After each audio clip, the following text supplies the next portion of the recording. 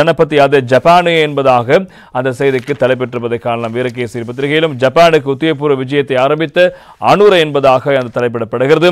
ஐக்கிய நாடுகள் சபையின் 80வது பொதுச்சபை கூட்டத்தில் பங்கேற்பதற்காக அமெரிக்காவுக்கு உத்தியோகபூர்வ விஜயம் மேற்கொண்ட ஜனாதிபதி அனுரகுமார் திசாநாயக்க தனது விஜயத்தை வெற்றிகரமாக நிறைவு செய்து 25ஆம் தேதி இரவு ஜான் எஃப் கென்னடி சர்வதேச விமான நிலையத்திலிருந்து ஜப்பானுக்கு பயணமாகி இருக்கின்றார்.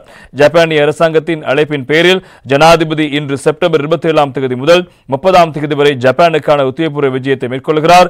ஜனாதிபதி அனுரகுமார் திசாநாயக்கவுடன் வெளிநாட்டு தலைவர்கள், வெளிநாட்டு வேலைவாய்ப்பு மற்றும் சுற்றுலாத்துறை அமைச்சர் விஜித் ஏரத்தும் இந்த விஜயத்தில் இணைந்து கொண்டிருக்கிறார் என்பதாகவும் அந்த செய்திகள் தொடர்வதை காணலாம். எனவே ஜனாதிபதி அவர்கள் ஜப்பான் அரசாங்கத்தினுடைய உத்தியோகபூர்வ அழைப்பின் பேரில் ஜப்பானுக்கு செல்கிறார். அங்கு ஜப்பானுடைய பிரதமர், அதே போல ஜப்பான் மொழிக்குரிய அரசராக இருக்கின்றவரிடமும் அதே போல ஏனைய முக்கியமான முதலீட்டாளர்களோடும் விசேடமான சந்திப்புகளை நடத்தி பல்வேறு பேச்சுவார்த்தைகளை மேற்கொள்ளப் போகிறார் என்பதாகவும் அந்த செய்திகளும் பிரதானமாக இன்று தினம் பத்திரிகையில் இடம்பெடுத்திருப்பதை நாங்கள் காணக்கூடியதாக இருக்கிறது.